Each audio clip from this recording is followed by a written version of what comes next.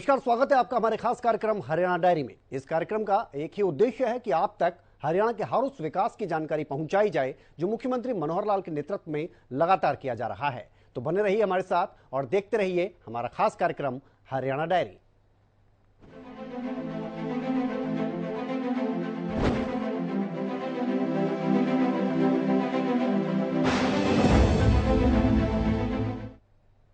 तो हरियाणा के गृह विभाग के अतिरिक्त मुख्य सचिव टीवीएसएन प्रसाद ने कहा कि नूंह में साइबर थाना पर किया गया हमला देश एवं प्रदेश की सुरक्षा पर बड़ा हमला हो सकता है। इसकी गहनता से जांच की जाएगी। नूंह में स्थायी तौर पर रैपिड एक्शन फोर्स का एक केंद्र बनाया जाएगा।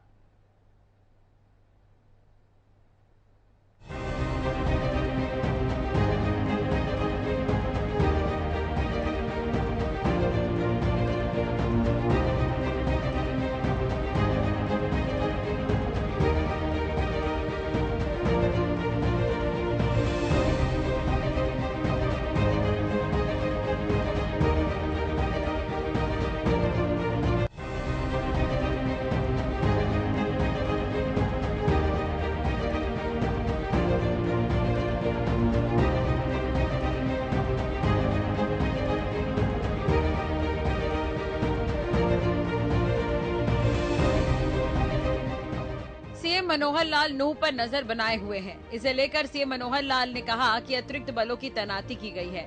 सुरक्षा को लेकर बनाई गई कमेटी की जानकारी सीएम मनोहर लाल ने पिछले दिनों प्रेस कॉन्फ्रेंस के दौरान दी थी। अगर सद्भाव नहीं हुआ और एक दूसरे के खिलाफ अगर गन तान के खड़े हो गए तो सुरक्षा, देखिए समाज आपस में जब तक सद्भाव नहीं होता तब तक सुरक्षा को चैलेंज रहता है। और आप ये मानिए, हर व्यक्ति की सुरक्षा न पुलिस कर सकती, न आर्मी कर सकती, न आप और हम कर सकते। सुरक्षा के लिए भी एक वातावरण बनाना पड़ता है और वातावरण समाज में एक सामंजस्य, सद्भाव, इसके लिए पहला प्रयत्न करना पड़ता है। उसके लिए पीस कमेटीज बनी हैं, उसके लिए एडमिनिस्ट्रेशन को लोग लगे हैं। हाँ, मौके पर तनाव न बढ़े इसके लिए फोर्स पूरी रखनी पड़ती है। उन्होंने फ्लैग मार्च भी किया है। जो ऐसे गलत वृत्ति रख करके कोई लोग इस प्रकार का मानस बनाए बैठे, उनके मन में एक भय बैठाना पड़ता है। लेकिन ये एक तात्कालिक विषय होते हैं, करंट इश्यूज होते हैं। करंट विषय में करने के बाद आखिर में तो सामाजिक सद्भाव बना करके तभी लोगों का रहन सहन ठीक हो सकता है। आप कहीं भी चले जाइए, दुनिया में किसी भी देश में चले जाइए, हर व्यक्ति की सुरक्षा पुलिस के द्वारा करना संभव नहीं होता। हमारी 130 करोड़ आबादी है, हरियाणा की लगा लें तो 2,70,00,000 आबादी है। अब 2,70,000 या 80 लाख आबादी, हमारी पुलिस कितनी है? अब 60,000, 50,000। तो इसलिए ये वातावरण बनाना पड़ता है। हम वातावरण बनाएंगे, अपील बार बार करेंगे, हाँ, उसमें से एक सीमा को लांघेगा, उसके खिलाफ कार्रवाई करेंगे। और कार्रवाई, अरे भाई, कार्रवाई करने का जो विषय होता है वो बता के करना होता, जरूरी थोड़ी होता है। ये अलग अलग हर किसी का होता है, कोई बताएगा और कोई करेगा। आप धीरे धीरे चीजें देखेंगे, आपके सामने आएंगी। कल क्या होगा, आज चीजें प्रोसेस में है।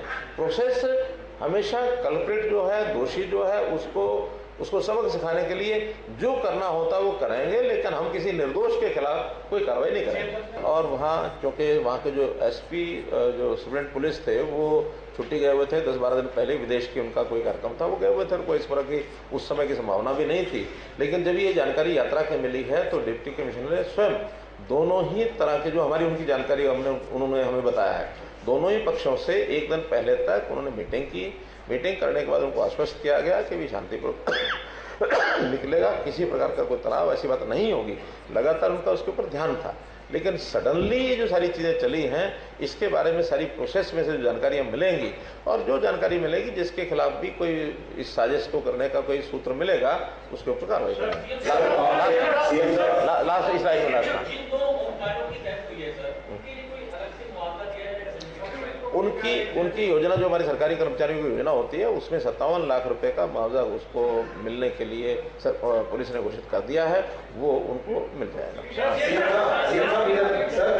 सर, मेरा एक सवाल ये है सर, कौन बोल रहे हैं? आपने कहा कि सुनियोजित तरीके से प्लान किया गया था, ऊपर पत्थर भी रखे गए थे, मतलब कुछ दिन पहले या फिर उससे पहले, कुछ दिन से ही पहले ये काम किया गया था, प्लानिंग की गई थी। तो खुफिया विभाग क्या कर रहा था? क्या सरकार के पास किसी तरीके की जानकारी आ रही थी? और अगर आई थी तो क्या कार्रवाई की? मेरा कहना है कि ये सारी बातें एक बार सारी जांच हो जाए, उस प्रोसेस के बाद ही सारी बातें बताना ठीक है। आज इस समय कोई भी बात बोलना उन चीज़ों को कहीं ना कहीं बढ़ावा देना होगा। हमें चीज़ों की तहकीकात में जाने दीजिए, जाएंगे उसके बाद सारी चीज़ें आपको जानकारी मिलेगी। इंटेलिजेंस का फेलियर तो है ही है, क्योंकि मोनू मानेसर की जो वीडियो थी, मैं जाऊंगा ये होगा, जो सोशल मीडिया पे थी, उसके बावजूद भी कहीं ना कहीं बातचीत के जरिए ही प्रशासन आश्वस्त रहा कि कुछ नहीं होगा। कुछ ना कुछ बड़े लोग रहते हैं, इंटेलिजेंस होती है, क्या इस एंगल पे भी जांच करेंगे, क्या फेलियर पे फेलियर रहा इंटेलिजेंस? देखिए, जब चीज़ें चली हैं और उन्होंने कहा कि हमारी बातचीत हो गई है, इसमें से नहीं कुछ होगा, और अगली सत्य बात ये भी है कि उस दिन किसी जगह पर कोई सोनू मानेसर के प्रेजेंस का या उसके आने का कहीं कोई विषय नहीं है। जब नहीं है तो अफवाहें और ये जो सारी चीज़ें होती हैं, इन अफवाहों के कारण से जो वातावरण खराब होता है वो इसी प्रकार से होता है। हमारा अपील है, अभी भी अफवाहें बहुत चलेंगी, उन अफवाहों पर ध्यान नहीं देना चाहिए। हाँ, उसमें जो चीज़ें सत्य होंगी उसके ऊपर कार्रवाई की जाएगी। गृह विभाग के अतिरिक्त मुख्य सचिव टीवी एसएन प्रसाद ने गुरुवार को चंडीगढ़ में पत्रकार वार्ता के दौरान नूह के मामले में मीडिया से भी सहयोग की अपील करते हुए कहा कि समाज में शांति बहाली के लिए मीडिया भी सकारात्मक भूमिका निभाए। उन्होंने बताया कि नूह में धार्मिक यात्रा पर हुए हमले के बाद जो हालात बने हैं, उसमें अभी तक कुल 93 एफआईआर दर्ज की गई है और 176 लोगों को गिरफ्तार किया गया है। इनमें नूह जिले में 46, फरीदाबाद जिले में 3, गुरुग्राम जिले में 23, रेवाड़ी जिले में 3 तथा पलवल जिले में 18 एफआईआर दर्ज की गई है। उन्होंने नूह एवं आसपास के जिलों में स्थिति को पूर्ण रूप से नियंत्रण में होने की बात कही और प्रबुद्ध जनता से भी आह्वान किया कि किसी प्रकार की धमकी देने वाले तथा अशांति फैलाने की साजिश रचने का शक होते ही पुलिस के 112 नंबर पर तुरंत डायल करे। पुलिस तुरंत कार्रवाई करेगी। उन्होंने बताया कि हरियाणा के डीजीपी स्वयं नूह एवं प्रभावित क्षेत्र में जाकर स्थिति की मॉनिटरिंग कर रहे हैं। 93 एफआईआर दर्ज हुए अब तक 5 जिलों में, 93 लेटेस्ट फिगर। तो एवरीडे डायनामिक फिगर है, बदलता रहता है। तो आज का दिन 93 है, इसमें से नूह जिले में 46 एफआईआर है, 46, फरीदाबाद में 3 है, गुड़गांव में 23, रेवाड़ी में 3, पलवल में 18, 93 FIRs in 5 districts, affected districts, 46 in Nuh, 3 in Faridabad, 23 in Gurgaon, 3 in Rewari, 18 in Palwal. 176 people have been arrested as of now. 78 preventive detention में लिए गए। हमारे डीजीपी साहब गुड़गांव में और नूह में उसी प्रांत में कैंप करके निरंतर मॉनिटर कर रहे हैं स्थिति को। साथ में उनके ADG law and order Shrimati Mamta Singh है, ADG CID mister Alok Mittal है। ये यात्रा 3 साल से हो रही है। फॉर एग्जाम्पल ये तीसरा यात्रा है, ब्रिजबर्न जो यात्रा हुआ है, और जो दूसरा शौर्य यात्रा होता है दिसंबर में, वो भी 2 बार हो चुकी है, तीसरी बार होना है। और वहाँ एक इंस्टीट्यूशनल मैकेनिज्म है, पीस कमेटी एक बनी हुई है, और वो पीस कमेटी इसको देखती है। ऐसा नहीं है कि सडनली कुछ इस बात का नी जर्क रिएक्शन हुआ या पीस कमेटी का मीटिंग में हाथ जलने के बाद मलहम लगाया जा रहा है, ऐसी बात नहीं है। पीस कमेटी तो 3 साल से चल रही है, और एक इंस्टीट्यूशनलाइज सेटअप है वहाँ कि जब भी यात्रा होती है, यात्रा का परमिशन देने से पहले उसका असेसमेंट किया जाता है और दोनों पक्ष उस पर मिलते हैं। और पीस कमेटी में सारे गणमान्य व्यक्ति हैं हर समुदाय के, और उसमें ये बात चर्चा होती है। और फॉर एग्जांपल इस बार भी उस पीस कमेटी का बात हुई, और पीस कमेटी में हर बार आश्वासन दिए जाते हैं, और आश्वासन को फिर फॉलोअप भी करते हैं। ऐसे ट्रस्ट भी है आपस में। तो ये दिया गया था कि आश्वासन की पीसफुली होगा। फिर भी पुख्ता इंतजाम आए साल करते आए, तो इस बार भी 10 कंपनीज का वहां तैनात किया गया। ऐसा नहीं है कि नहीं किया गया, तो वहां 10 कंपनीज थी ऑलरेडी मौजूद। अब जब आश्वासन भी हुआ था, अब ऐसा नहीं है कि मैं आपको, जैसा माननीय मुख्यमंत्री महोदय ने कल भी प्रेस कॉन्फ्रेंस में आपको बताया, और आपको ऑलरेडी ये बात आप रिपोर्ट भी कर चुके हो कि it's a matter of inquiry, it's a matter of investigation, we are investigating it. Let me tell you, nobody will be spared. whoever it is, whoever, whichever group, nobody will be spared. If somebody has done something which is harmful for the country's interest, harmful for the society's interest, we will not spare them. But ये process पेन्सटेकिंगली करने का process है, ये meticulously करने का काम है, evidence gather करना है, फोरेंसिक एविडेंस गैदर करना है और एक एक करके चीज़ों को पीस टुगेदर करना है, उसके बाद ही हम सही इस पे आएंगे। अगर उससे पहले अगर हम कोई किसी चीज़ को, जैसा सोशल मीडिया में हो रहा है, मैं बताऊंगा आपको कुछ विच आर डिस्टर्बिंग, तो आपसे भी हेल्प मांग रहे हो कि इस तरह की चीज़ें लिखना कितना जायज़ है सोशल मीडिया में, कि we all of us should be responsible. Technology को यूज़ करते वक्त रेस्पॉन्सिबिलिटी भी तो होना चाहिए, ये हमारा साझा responsibility. It's not that you know somebody can be responsible, the other has to go and check it. We have to be together. Of course we will check. Of course हमारे पास एक क्षमता है कि टेक्नोलॉजी को check का misuse को check करें, ये क्षमता है हमारे पास कि आइडेंटिफाई करें who are those elements. We have identified. We have a long list. Who are the people who are engaging in this kind of disruptive activity, और उनके खिलाफ कार्रवाई एक एक करके किया जाएगा. Nobody will be spared, and you will see it in days to come. But after all, we cannot do a sloppy job. We cannot do a shoddy job. We cannot go on surmises and conjectures. We cannot go on speculation. We have to identify who are the real culprits with ठोस जवाब. न्यायपालिका भी है, हमें जवाब भी देना है कोर्ट्स में. हर चीज़ का चार्जशीट सबमिट होता है और उसको कोरैबोरेटिव एविडेंस कह लीजिए, whatever we have to collect forensic evidence, we have to submit it. तो we can not comment on who is involve, who is not involve at this time. उन्होंने cyber थाना पर हुए हमले के बारे में आशंका जाहिर करते हुए कहा कि भारत आज सबसे तेज गति से विकसित होने वाले देशों की अग्रिम पंक्ति में है, जल्द ही तीसरी आर्थिक महाशक्ति बनने की ओर अग्रसर है. ऐसे में साइबर थाना पर हमला होना असामाजिक तत्वों की साजिश होने से इनकार नहीं किया जा सकता है. उन्होंने कहा कि वर्तमान समय में संगठित साइबर अपराध बढ़ रहे हैं और हरियाणा सरकार भी इस मामले में तेजी से काम कर रही है. इसलिए देश की राजधानी दिल्ली के नजदीक इस साइबर थाना पर हमला किया जाना गहन जांच का विषय हो सकता है. उन्होंने सोशल मीडिया के माध्यम से उकसाने वाले मैसेज भेजने वालों को आगाह करते हुए कहा कि समाज की शांति को भंग करने की किसी को इजाजत नहीं दी जाएगी. सरकार के ऐसे मैसेज फैलाने वालों पर पूरी नजर है. अगर कोई इस मामले में दोषी पाया गया तो उसके खिलाफ सख्त कानूनी कार्रवाई की जाएगी. आप चेन ऑफ इवेंट्स देखेंगे, एक इम्पोर्टेंट बात मैं आपको बताना चाहूँगा कि हमने साइबर क्राइम के खिलाफ काफ़ी बड़ा मुहिम छेड़ा था. कोविड के बाद डिजिटलाइजेशन, डिजिटल इकोनॉमी के ऊपर काफ़ी स्ट्रेस हुआ और माननीय प्रधानमंत्री महोदय ने भी ये विजनरी एक गोल दिया था कि ट्रांसपेरेंट इकोनॉमी होना चाहिए और ज़्यादा ट्रांसपेरेंट सर्कुलेशन होगा money, economy will go further improve. उसी कड़ी में digitalization, cyber technology money transactions में यूज़ करना शुरू हुआ. जब कोई टेक्नोलॉजी किसी चीज़ में यूज़ होती है, साथ साथ उससे जुड़ा हुआ क्राइम भी बढ़ती है, तो साइबर क्राइम बढ़ा. अब एक organized ATM fraud, organized credit card fraud, जिसमें लोगों को या कॉल करके पासवर्ड लेके उनके अकाउंट से पैसे निकाले जाते हैं या उनका कहते हैं कि वहाँ तो क्लासेस भी लगते हैं कि किस तरह ये क्राइम किया जाए.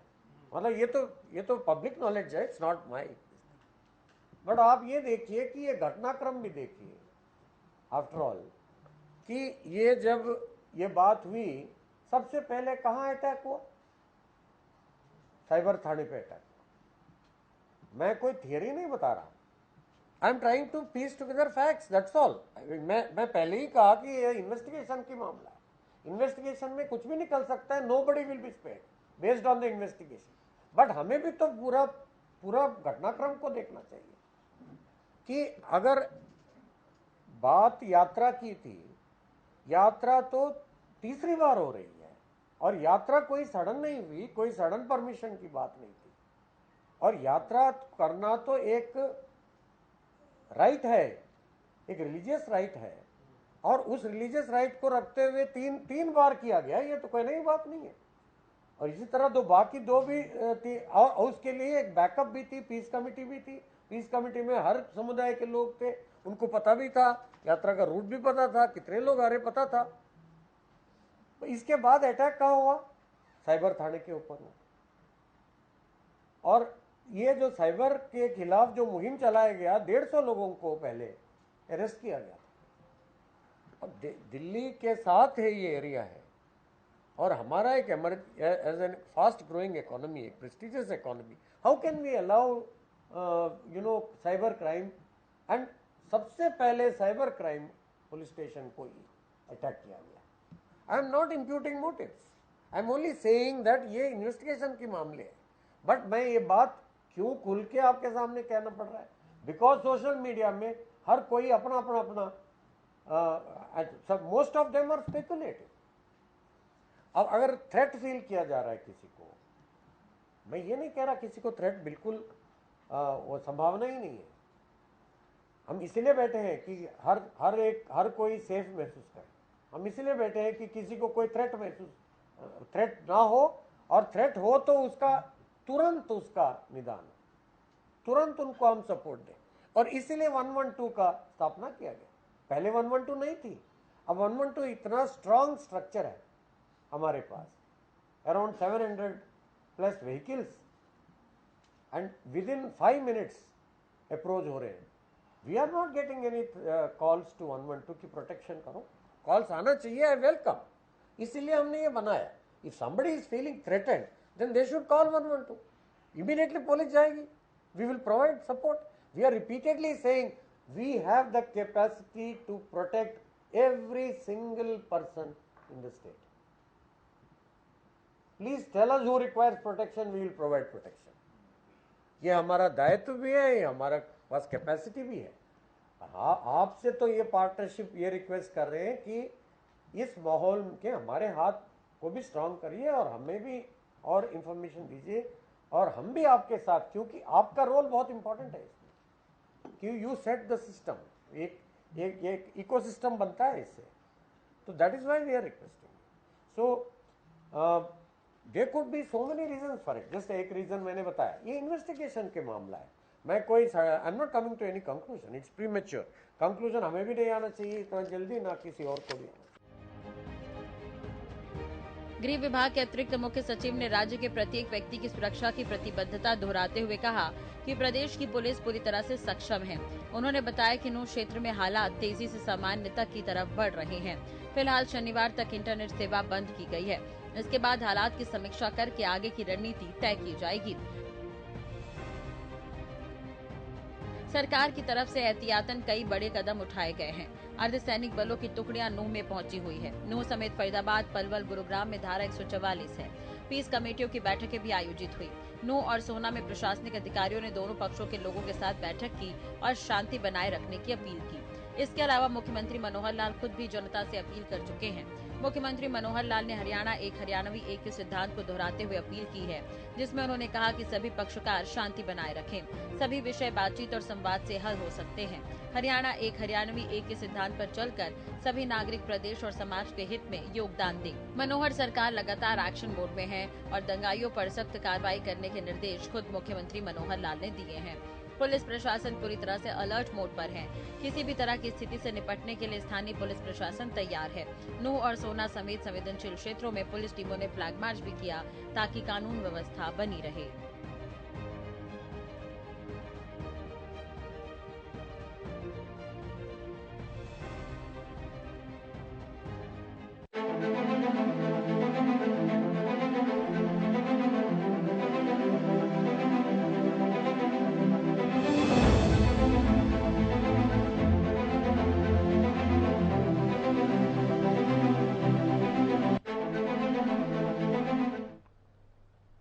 और हरियाणा के मुख्यमंत्री मनोहर लाल ने राज्य के उद्योगपतियों से स्थानीय स्तर पर उत्पाद बनाने और उन्हें अन्य देशों में निर्यात करने का आह्वान किया। उन्होंने कहा कि इससे न केवल रोजगार के अवसर बढ़ाने में मदद मिलेगी, बल्कि राज्य के निर्यात को भी बढ़ावा मिलेगा।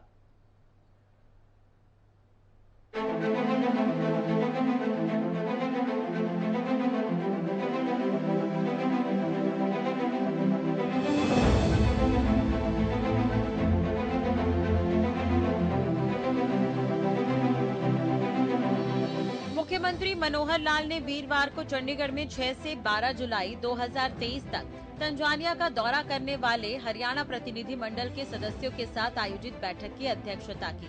उन्होंने कहा कि राज्य सरकार ने हरियाणा को वैश्विक स्तर पर पहचान दिलाने और हरियाणा को निवेशकों के लिए पसंदीदा स्थल के रूप में विकसित करने के उद्देश्य से विदेश सहयोग विभाग का गठन किया है। विदेश सहयोग विभाग अपने गो ग्लोबल दृष्टिकोण के माध्यम से विभिन्न स्तरों पर आपसी सूझबूझ और सहयोग के साथ सामाजिक आर्थिक विकास के लिए लगातार काम कर रहा है। उन्होंने कहा कि विदेश सहयोग के लिए अलग से विभाग स्थापित करने वाला हरियाणा देश का पहला राज्य है। उल्लेखनीय है कि विदेश सहयोग विभाग के अतिरिक्त मुख्य सचिव राजा शेखर वुंद्रो के नेतृत्व में राज्य के 4 विश्वविद्यालयों के प्रतिनिधियों व 6 अधिकारियों, विभिन्न क्षेत्रों के 50 उद्योगपतियों, निर्यातकों, व्यापारियों और संस्थानों के एक उच्च स्तरीय प्रतिनिधि मंडल ने 47वें तंजानिया अंतर्राष्ट्रीय व्यापार मेला 2023 के दौरान तंजानिया का दौरा किया।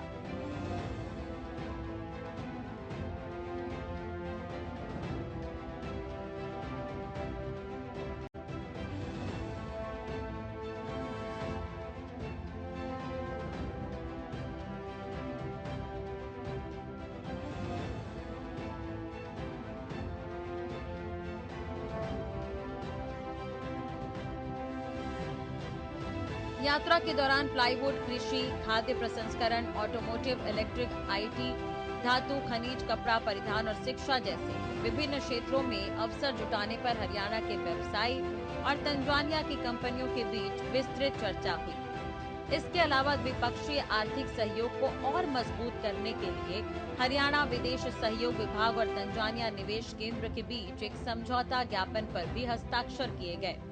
मुख्यमंत्री ने कहा कि उन्हें तंजानिया जाना था, लेकिन कुछ जरूरी व्यवस्थाओं के कारण वो नहीं जा सके। अपनी प्रस्तावित यात्रा के दौरान उनका तंजानिया सफारी का भी दौरा करने का कार्यक्रम था। उन्होंने कहा कि राज्य सरकार गुरुग्राम और नूह जिलों की अरावली पर्वत श्रृंखला में एक सबसे बड़ा जंगल सफारी विकसित कर रही है। उन्होंने कहा कि 10,000 एकड़ क्षेत्र में फैली ये जंगल सफारी दुनिया की सबसे बड़ी परियोजना होगी।